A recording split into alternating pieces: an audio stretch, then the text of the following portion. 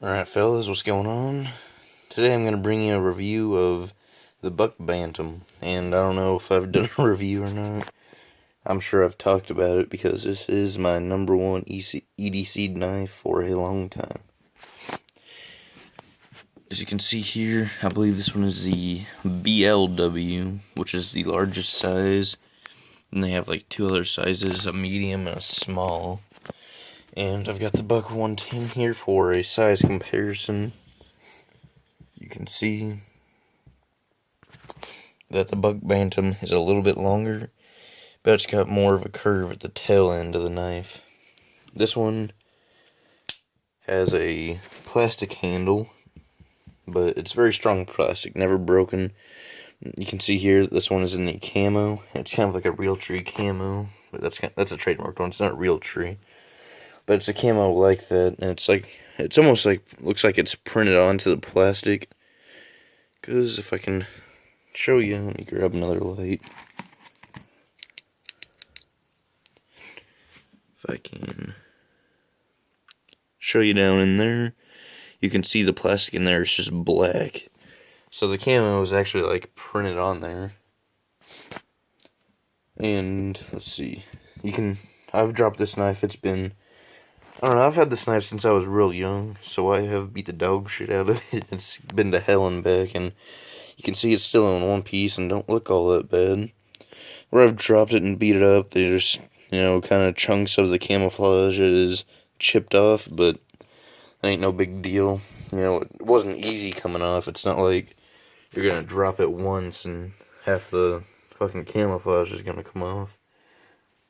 It's a pinned pivot design, which isn't all that bad, and I don't know, I've only got one hand here, so I can't really demonstrate it, but from all this use, when it was brand new, it locked up nice and tight, no problems, but with all the use and all the prying and beating and shit I've put it through, it's got a little bit of up and down and a little bit of side to side blade play, but nothing noticeable. You're not going to notice it when you're cutting or using the knife. It's just something a fuckhead like me is going to notice who's really into knives.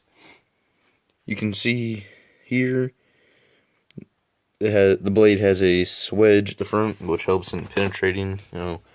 Maybe you're hunting or something and you just want a little backup blade in your pocket or in your bag.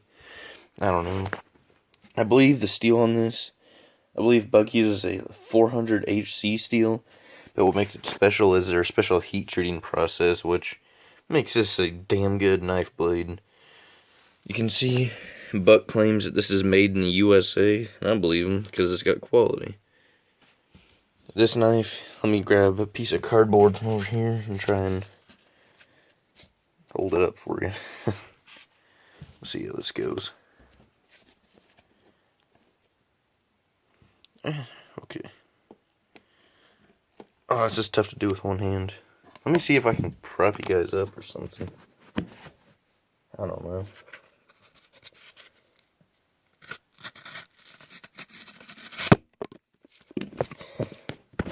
See how that went? Not very well. But you can see it cut a nice clean cut. I have this knife razor sharp. It is easy to sharpen. Takes a damn nice edge, and it will hold the edge for a decent amount of time. You can use this knife for a long time without having to sharpen it. I believe you can get this like 20 to 25 bucks, in a retail store. The one problem I have come across is with dropping it so much. I don't know how many times this thing's been dropped, probably 45 times, 30 times, I don't know. But these thumb studs, let's see if I can show you. You can't really tell, but they're loose. You can't hear them wiggle or anything, but when you go to open the knife, you can just kind of feel that they're loose a little bit. It's not a problem or anything.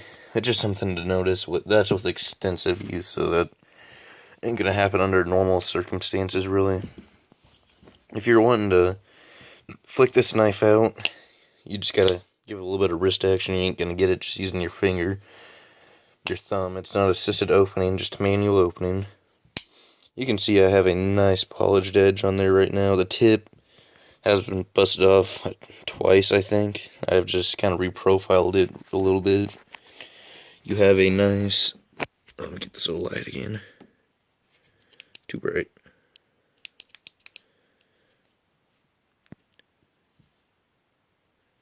Where the hell is it? There it is. You got a nice little blade troil there, so you got good... You got all of your knife edge to use there. I'm not sure specs on the knife, but let me open it up. There's blade comparison for the Buck 110. I want to call that a drop point blade, I think. And something that makes this knife look extra cool is the fact that the grinds, you'd say like a Scotch-Brite finish, I guess. Not polished, and then the flats of the blade are polished, and it gives it kind of like a two-tone look, makes it look real nice. You got your lanyard hole there. It's kind of a weird shaped lanyard hole, but it'd work for you. This knife, I don't see a need in a lanyard. There's my hand. Got a fairly large hand, and it fits in there real nice. Feels nice and solid in your hand. You got jumping up by the blade, and you got jumping at the butt of the knife. This knife locks in pretty good. It's not real aggressive jimping, so it ain't gonna hurt your hand, but it does add just a little bit for grip, not much. But overall, for the price of this knife, you could use it for a cheap beater. You know, this would be a great EDC knife for the working man. Other than that, I ain't got much to say about it, so there it is. I'd like to thank you for watching if you tuned in, and I'll see you in the next one.